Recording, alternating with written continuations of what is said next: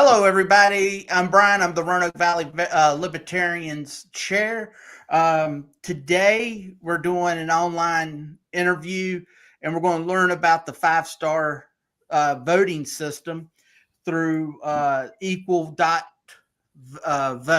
If you want to learn more about it, we got Annie Kallen here. She's going to go through the presentation.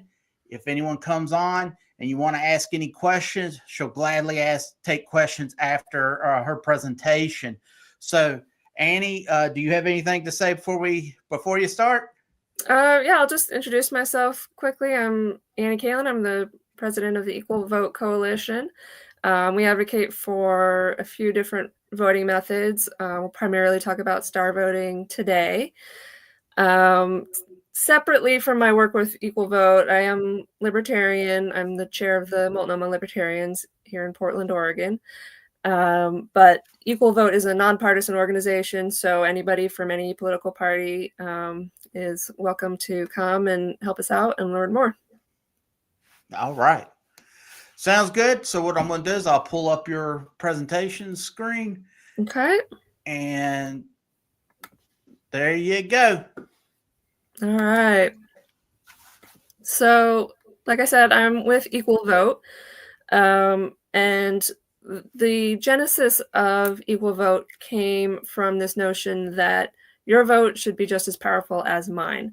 It doesn't matter who you are, where you live, how many candidates on your side. Mathematically, our votes should weigh the same. And so our mandate is advocating for voting methods that do have this equal mathematical weighting. And I'll kind of explain what that means as we go into it. So first, before we get into the solution, we have to talk about what's the problem. And you're probably familiar with this concept of voting lesser evil, especially, those of us who are part of a third party are often told, don't vote for your favorite candidate because you'll be throwing your vote away. So you're told, vote for your lesser evil. There's usually two front runners, particularly in presidential elections, but you'll find it in a lot of other elections as well. And you're told, pick one of those two to vote for in order to make your vote count for something. And so, why is this the case? Why does this happen? Why do we get pressured into that? So let's look at an example. We like to use Star Wars because everybody knows these characters, hopefully. And in this example, Luke Skywalker and Darth Vader are the front runners. So those would be like the two major party candidates in this election. The stars in this picture represent how much do you like these candidates. And so in this example, you like Princess Leia the best and you would like to vote for her. But because of vote splitting, you're pressured to vote for Luke instead to give him a chance to win and avoid electing your worst case scenario, which is Darth Vader. So you may choose to vote for Leia anyway as like a protest vote, or you may choose to vote for Luke or Yoda in this example. Well, probably not Yoda, Luke, because he's a front runner. And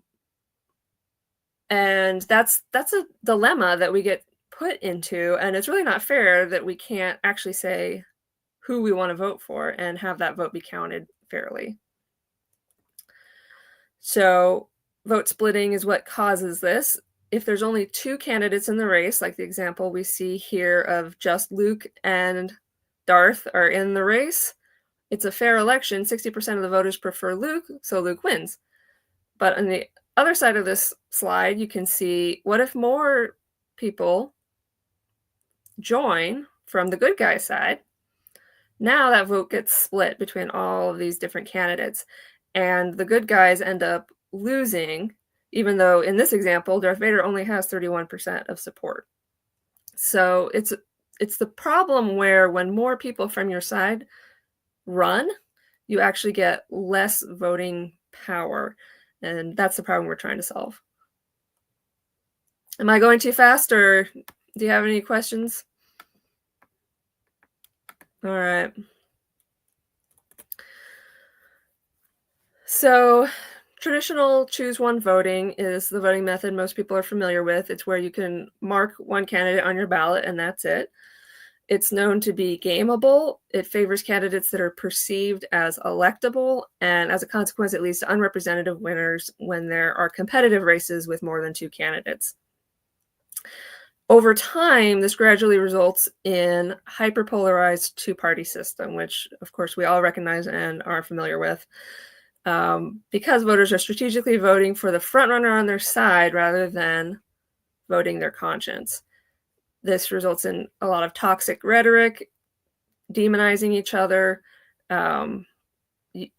calling the other side evil, because it becomes this all or nothing battle. So the vote splitting is the problem, leading to the spoiler effect, causing people to vote strategically. Some votes are wasted. You get parties that will gatekeep to, pre-decide who they think is the most viable candidate. We saw that with, Bernie Sanders being effectively shut out of the competition. We've seen that, in all of the parties. You get this gatekeeping by people who are in leadership in those parties. This creates increased polarization, 2-party domination. Money in politics has a huge influence because of this.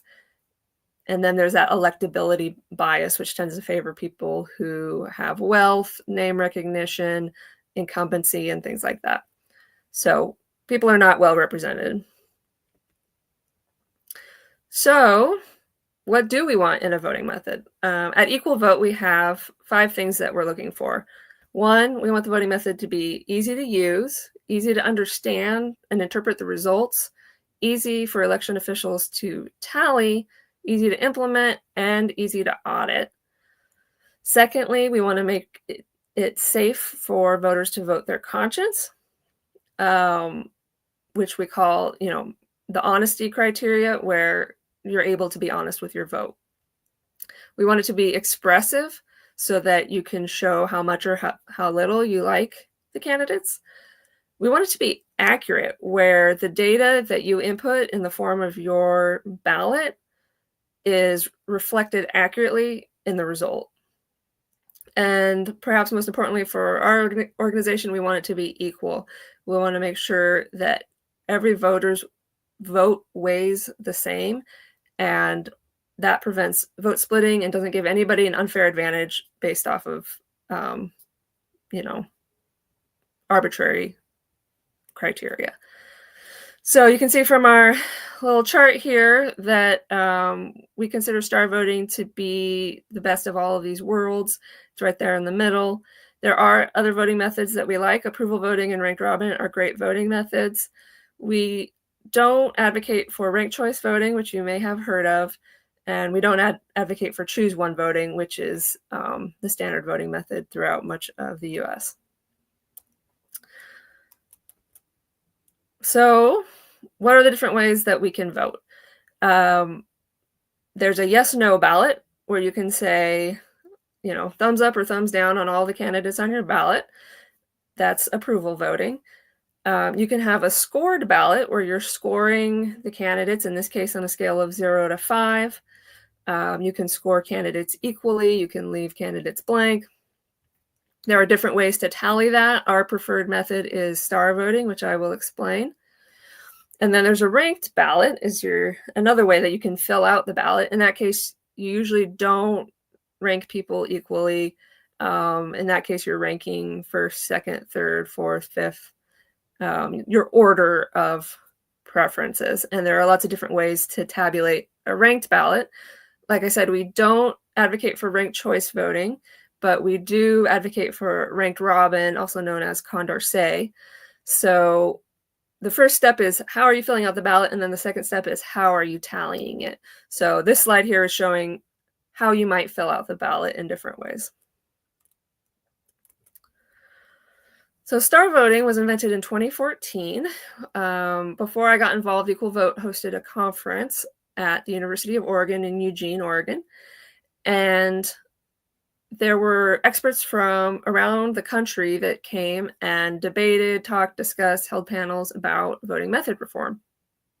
And out of this conference, there were some discussions, And there were people who were advocates of kind of a more score voting type method and people who were advocates of more ranking methods, particularly ranked choice voting.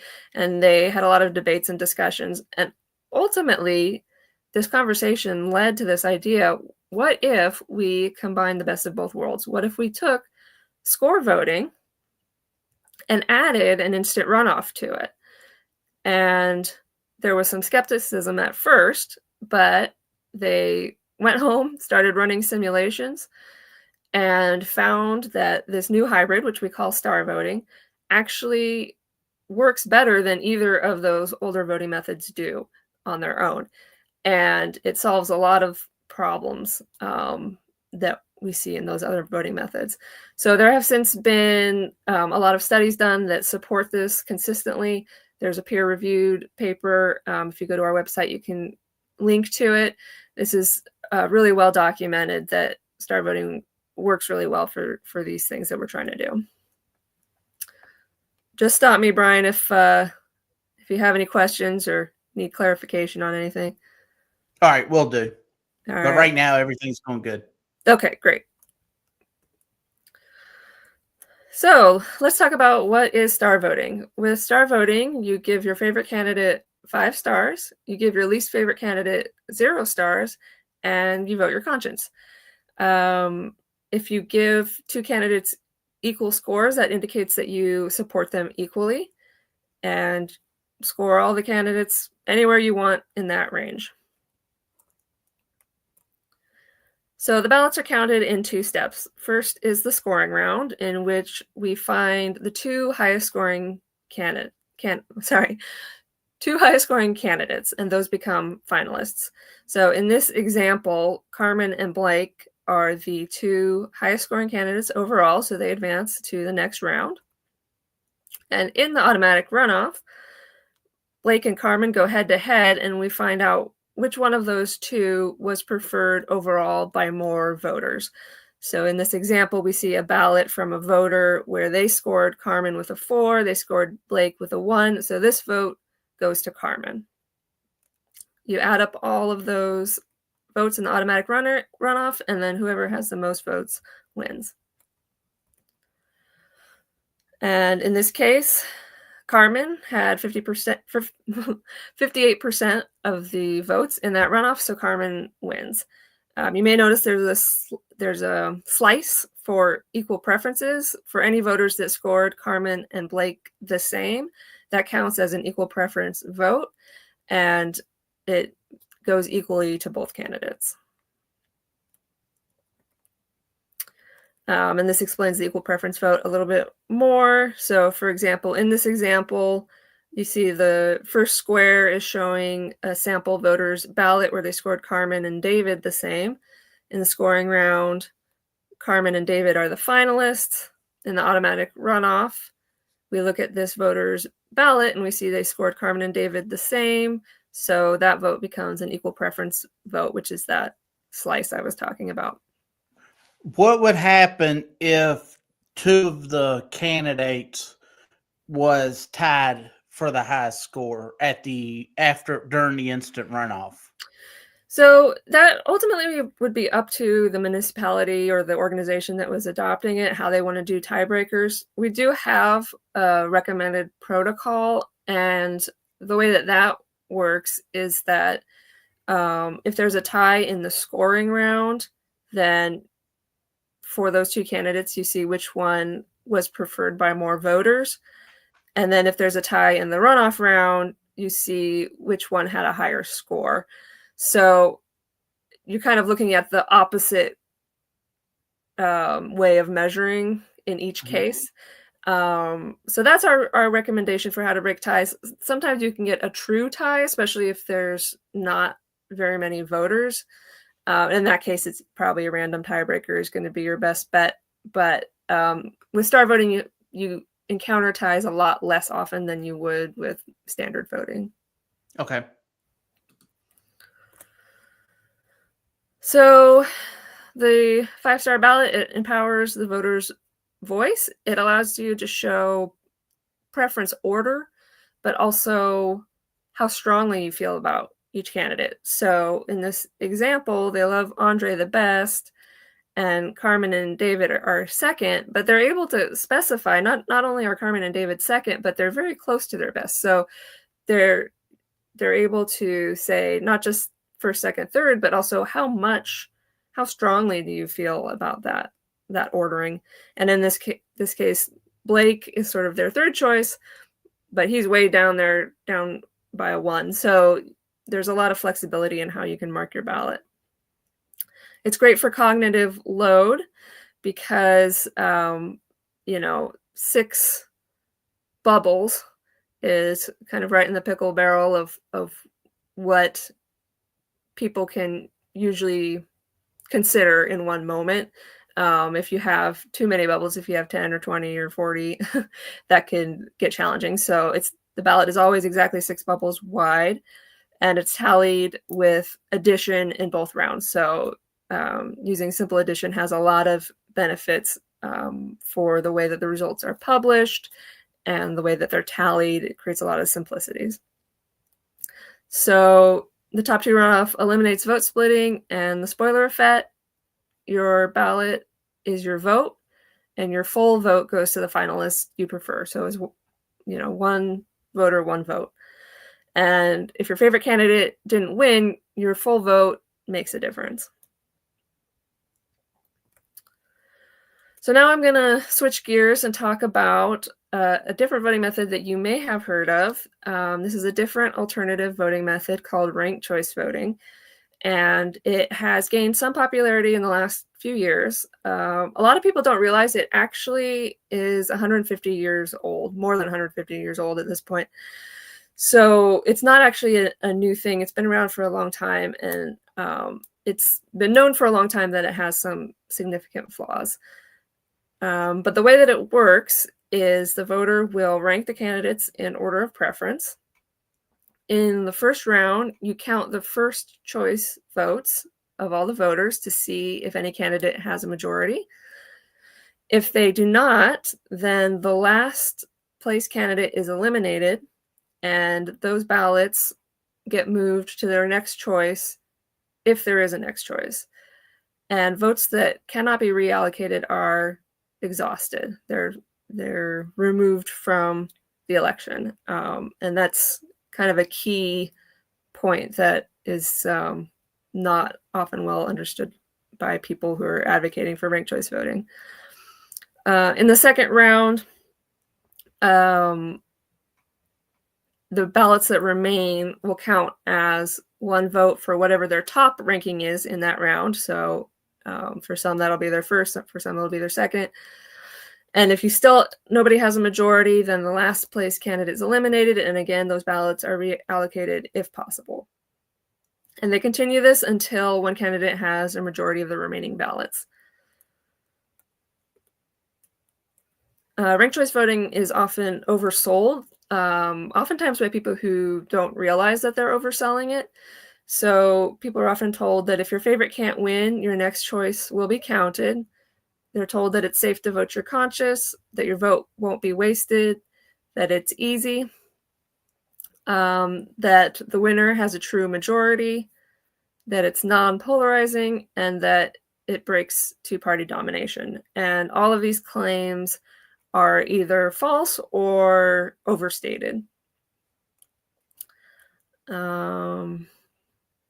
So I don't know if I should go through each of these one by one. It can get a little bit complex. I would say, and it doesn't show this on this presentation, but I really recommend a website called rcvchangedalaska.com that was created by one of our staff members at Equal Vote. And it goes through a really important Alaska election where Peltola, Begich, and Palin were on the ballot. And there was a ranked choice voting election, and there was vote splitting in that election. And so contrary to popular belief, ranked choice voting does have vote splitting at times. And so that website really clearly goes through and kind of explains why these claims are not accurate. I think it would be too much in this presentation for me to go through it step by step, but if you want to go to rcvchangedalaska.com, you can dig into it. Is there like you say that RCV doesn't break the two-party domination? Why wouldn't it? Because to me, it seems like it would. How would you? Yeah, Why so do y'all say it doesn't? yeah, so as an example, I won't go into detail about the election, but that election that I was talking about, where it was Begich, Peltola, and Palin in the race, Begich was eliminated first of those three, and then it was Palin versus Peltola, and ultimately Peltola won. But the problem is she wasn't the candidate that would win head-to-head over all the other candidates. That was actually Begich, who was eliminated early. So Palin was actually the spoiler in this election. Because she was in the race, it caused Begich to lose. If it had been just Begich versus Peltola, Begich would have won. So Palin acted as the spoiler, and as a consequence, in the following election, both the Democrats and the Republicans in Alaska started to clamp down on letting their members run multiple candidates in the same race. There was a lot of discouragement of that because they started to realize, in my opinion, that it wasn't safe to run multiple candidates. And so it devolves over time, just the same way that standard choose one voting devolves over time to two parties, because people start to understand either intuitively or mathematically that it's not safe. Okay. So this is an example of how ranked choice voting results are published, and we just share this example to show that if you have a lot of rounds, it can get very complicated. So this is an example of a ranked choice voting election in Oakland where there were 10 rounds, and they're going through, these are the number of votes, these were what was transferred, and so on all the way to the end. And then down here at the bottom, you can see exhausted ballots in these gray lines here. So some of the ballots didn't make it to the end, and it's just very complicated sometimes, especially if there's a lot of candidates. In this particular election, almost 14,000 ballots were exhausted by the final round. That means they were not counted in the final round. And on average, in ranked choice voting elections, we see about 10% of ballots exhausted. Usually that's because the voter didn't rank all of the candidates that they would have needed to. And sometimes they're not allowed to. So if there's 10 candidates in the race, but you're only allowed 5 rankings, then you might not have any choice, and by the time it gets to that round, your ballot's already gone. So that's one of the problems we have with ranked choice voting. So there are multiple different ways to tally a ranked ballot. Originally, when ranked voting was first invented, long time ago, they picked the candidate that was preferred head-to-head over all others. The reason why that didn't really stick around, and that's known as Condorcet voting or ranked robin, it didn't really stick because it's a little difficult to tally, especially if you don't have machines to do it. So around 150 years ago, instant runoff voting, aka ranked choice voting, was proposed as a workaround to make the counting easier, and you can do it by physically passing the ballots around. But it doesn't quite lead to representative outcomes. In ranked choice voting, the top choice for each voter is counted, and the votes transfer if possible when the candidate is eliminated, but most of the rankings that are given are not counted. So most of that data that's on the ballot actually gets kind of lost to the wind. So you might have a lot of expressiveness in filling out the ballot, but most of that information that you're putting down will never actually be looked at in a ranked choice voting election. And because you're selectively ignoring ballot data, it can skew the results. So for some voters, you're looking at multiple rankings. For some voters, you're only looking at 1 or 2 rankings. And so it doesn't give people equal footing. And the candidate which is preferred over all others can lose in a ranked choice voting election. And in particular, the more candidates there are in the race, the more likely a ranked choice voting election is to fail. So it discourages multiple candidates from running. So this is that same graphic again, just to drive home that when voters can only support one candidate or one candidate at a time, then vote splitting can allow a candidate who is opposed by the majority to win. And ranked choice voting is just like a series of choose one elections where you're having different rounds of choose one elections. So you can have vote splitting in any round. So what are the methods that eliminate vote splitting? Star voting, which is our preferred method that we advocate for. We also support ranked robin. There's a couple of organizations that are working on that. There's approval voting. If you're interested in that, you can follow the Center for Election Science. They advocate for that primarily. But we think all of these voting methods are great, and we encourage people to try them in their organizations, or if you want to advocate for it in your city. As we've discussed, the choose one voting method and ranked choice voting do not eliminate vote splitting.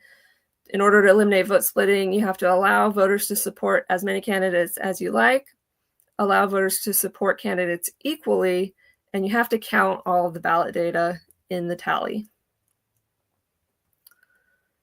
So I mentioned earlier that there's some simulations that look at these voting methods. This is voter satisfaction efficiency, and this was one of the first simulations that was run on this. You can see that star voting does really well, given a lot of different potential strategies that voters might use. Approval voting does very well as well. Ranked choice voting, we're kind of slipping a little bit. And then all the way down to plurality voting, which is not good. And this is, I think, one of the more important graphics. So if you only take away one graphic, this is the one I think to think about. So our current voting method, the accuracy declines dramatically when you have more than two candidates. So on the left side of this graph, you can see they're all 100% accurate. All these different voting methods are 100% accurate when you only have two candidates in the race. But then when you add a third candidate, plurality voting dramatically drops in its accuracy. And these other voting methods also drop in accuracy. And even star voting, as you can see, there is a slight drop in accuracy. But it's a much more stable, more consistent accuracy for star voting than for these other voting methods. And importantly, that light blue line indicates plurality voting with a top two runoff. And you can see that's almost as good as ranked choice voting. So if your city or county already uses a top two runoff, then upgrading to ranked choice voting or IRV is not going to give you that much of a boost. But upgrading to star voting is going to be a tremendous boost to accuracy in that election. Ranked choice voting uses a ranked ballot, but it only counts one ranking per round. So it's very similar to the way we do things now. And when there's three or more competitive candidates, then ranked choice voting deteriorates significantly. The more viable candidates there are, the more likely unrepresentative outcomes are to occur. So that's really important because we want to encourage people to run. I won't go into this too much, but Brian, I'll share this slide deck with you in case you want to share it with anybody who's interested. But this just goes through different ways of measuring voting methods. Choose one. Plurality voting on the left has a lot of problems, and star voting on the right does really well in these measurements. And that's my presentation. So, if you want to learn more, you can go to equal.vote. We also have a website, starvoting.org, where you can learn more specifically about star voting. And I think a really fun way to experience these voting methods is to go to bettervoting.com, which is our website where you can create a star voting poll. You can create an approval voting poll. I think you can do ranked robin there as well, and try them out and compare them to each other, see how they feel. You can even do some voting methods we don't like there. You can do a choose one ballot just to compare and see how that feels and how it's different. So I encourage people to go and check out bettervoting.com. You can also use it for your organization's elections. If you have a board at your company or your nonprofit, or if you just want to use it for day-to-day decision making. So sometimes I'll use it if, me and my siblings have a disagreement about, where we want to go for a hike this weekend, or if you have a book club and you're trying to decide on a book to vote on. This is a great tool for that. If you want to learn more about the in-depth stuff, you can go to equal.vote/accuracy. If you want to learn more about ranked choice voting and why we don't support it, equal.vote/beyond_RCV_zine. And if you want to sign up for our email list, go to starvoting.org/join. And that's it. All right. Well, thank you so much for going over. I know you've done this before, and I was hoping to get this out to our members, and I was never able to get a copy of it. So I'm glad you were able to redo it again, because I was always a big supporter of the ranked choice voting. And after seeing this, I actually flip now, and I'm like, all right, that's probably the better route to go, because like, for instance, here in Roanoke, we had more people stay home during the last presidential election than come out and vote. And any way that we can get citizens to come out and feel that their voice is going to be heard, I think we need to explore that option. Mm-hmm. Yeah, and I think there's definitely a ranked choice voting to star voting pipeline where, I started out as a ranked choice voting supporter as well, and that's really common in our organization. We hear that story a lot of people who first heard about ranked choice voting, dug into it a little bit more, did some research, and then came to the conclusion that it actually doesn't achieve the things that it purports to. So, but the good news is that there are things that can do that. So we're excited to share them. Right. I do have a couple questions. I'm going to try to see if, because I know you went over a lot of stuff, and so hopefully, I don't believe you've discussed it. I don't even know if you might have an answer or not. Is there, with the star voting system, how does it encourage positive campaigning over negative attacks? Yeah, so that's pretty interesting. One of the ways that it does that is, so if you think about the ballot where you're scoring candidates on a scale of 0 to 5. Now, for example, you might have heard the news recently where Katie Porter got into trouble because she was on a news show and she was asked, what are you going to do to get Trump supporters to, how are you going to get their support? And she said, I don't need their support. And she's right. In a choose one voting method, at least in the primary in California, she doesn't need to care about them at all. But if you're using a 5-star ballot, she's going to want to get as high a score as possible from as many voters as possible. So obviously she wants her base to give her 5 stars, but even the people that maybe don't like her that much, she's going to want them to at least give her 1 or 2 stars rather than 0. So she's incentivized to appeal to a broad swath of voters and not just her base and her funders.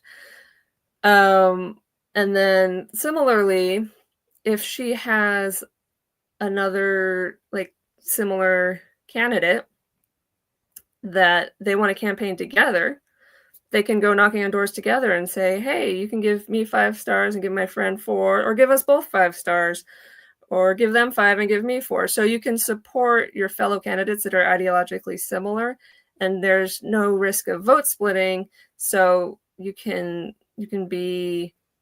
don't have to be slinging mud. Now, you might still want to criticize some of the other candidates if you have things to criticize about them, but it's less of a all or nothing kind of competition. Right. Okay. Well, that makes it. I didn't ever thought of actually campaigning with the other candidate, because you would be Right. able to say, give us both 5 stars, and you're not Yeah. either way. Yeah, and Uh, that's something we do see that in ranked choice voting elections. So we do like to give credit to ranked choice voting when it does things well, and we have seen that where candidates will campaign together and say, hey, please rank us both highly, and there is some incentive to encourage that. So that right. is a positive thing. What software or ballot design changes are needed to implement star voting in a local election? Would it be very costly? I don't believe so. And I'm not an expert on ballot machines. And part of the problem is that every different county uses different machines and different vendors. My understanding is that it's only a software update that's needed, not a hardware update for star voting. I don't think that's always true for ranked choice voting. I don't want to speak too much about this because I'm not super familiar with it, but that's my understanding, is that it would just be a simple software update. Okay. Let's see. What are any main arguments against star voting that you've heard, such as voter fatigue from scoring multiple candidates, or maybe too many candidates? People might complain about that. Is there any complaints that y'all ever hear? Yeah, I think you're right on the money that there is a fear of fatigue. If there's too many candidates, then you have to research all these candidates. For that reason, we don't necessarily advocate for eliminating the primary election. There might be times when you do want to eliminate the primary in order to save money. But if you have a big city that typically has a lot of candidates running, you might want to still hold a primary and whittle your candidates down to, say, like the top 4 or 5, and then send those 4 or 5 to the general election and have voters vote on it. And again, you can use star voting in both elections. So that might help with some of that. Ultimately, if you don't have time to research all the candidates, you can leave blank the ones you don't know about, and that will give them a score of 0. And so, it's effectively saying, I don't know enough about this candidate to want to give them any support. So that's another way that a voter can do that. In the end, I think it's better to have more candidates, and the ones that are able to get out in the news and do their door knocking and that kind of stuff, they're the ones that are going to get votes. So I think it's okay, but it can be daunting, especially the first time that you use an alternative voting method. Like here in Portland, we recently just started using ranked choice voting, and they allow up to 6 rankings. And so there was this big grid of bubbles, and people did find that a bit intimidating. But I think you also find that as people get used to any new voting method, then it doesn't feel so daunting after that first election. So there's a bit of a learning curve, and you want to educate people on what the changes are. Right. Does star voting disproportionately benefit moderate candidates over ideological ones? And is that a pro or a con? So the way that we talk about it is that star voting levels the playing field. So it doesn't disproportionately benefit polarizing candidates like our current voting method does, but it evens it out so that candidates that are in the middle have as much chance as candidates on either side. And ultimately what we're looking for is what candidate is at the center of public opinion. So that doesn't necessarily mean the center of the political spectrum. That just means in that particular city, for the issues that those particular voters are concerned about, which candidate best serves the most people the best. So you can call that to the center if you want, but it's not centrist in the sense of a political spectrum necessarily. But it can be. It just depends on the voters. Right. And final question that I have is, what legal or constitutional hurdles must be overcome to adopt the star voting? And this, is that just a state by state case, or is it something else anymore? Or do you know? Yeah, so we've, been looking at all the constitutions around the country, and we're not lawyers that are studying this, but based off of our analysis of those constitutions, we believe that star voting is constitutional in all 50 states, which is not true of ranked choice voting. So that's very encouraging, and it really aids in our efforts to get this implemented at a large scale. And the other nice thing about star voting is it scales really well, because you can do it at a local level, but even if you do it at a state level or larger, you're always using addition. So because you're summing the data, as opposed to ranked choice voting where you have an algorithm where you're like passing ballots around, when you're summing the data, you can tabulate locally and then send that data to a central location where they can aggregate the data, as opposed to with ranked choice voting where you have to send all the data to that central location and have it tabulated centrally. So that makes ranked choice voting harder to scale up, because if you think about like a national election, we would all be sending our ballot data to Washington, D.C., where it would run through the tallying. Whereas with star voting, we could have our data tallied locally, send that subtotal to Washington, D.C., and then they aggregate it. So, so even if you're implementing it in pieces, you can sum them together, and it just kind of works better that way. All right. All right. Well, I'm done with all my questions. I think you've explained the 5-star voting method very well. I think it's a better option than ranked choice voting. I mean, you sold me on it the last time, and myself and Andy, who was here, we both actually liked the system a lot better. So hopefully we can get the message out there and more people can learn about it, because like I said, so many people staying home is not a good thing. We need to get them individuals out feeling that their vote will be heard, because my vote's never heard since I usually vote the Libertarian. Like Chase Oliver got my vote, and that was the end of it, So I have to accept what they hand us from Washington and Richmond and all that good stuff. Yeah. So, and a huge number of people don't vote for that exact reason. They feel like it doesn't matter, so why should I bother? And if we can change that, if we can make people know that your vote is going to be counted, it's going to matter, it's going to make a difference in the result, then I think we can get more people out there. Absolutely. All right. Well, thank you again, and good luck out there in Oregon. And I hopefully we'll see some type of success with this in the near future. All right. Have a good night. Thank you. Goodbye. Bye-bye.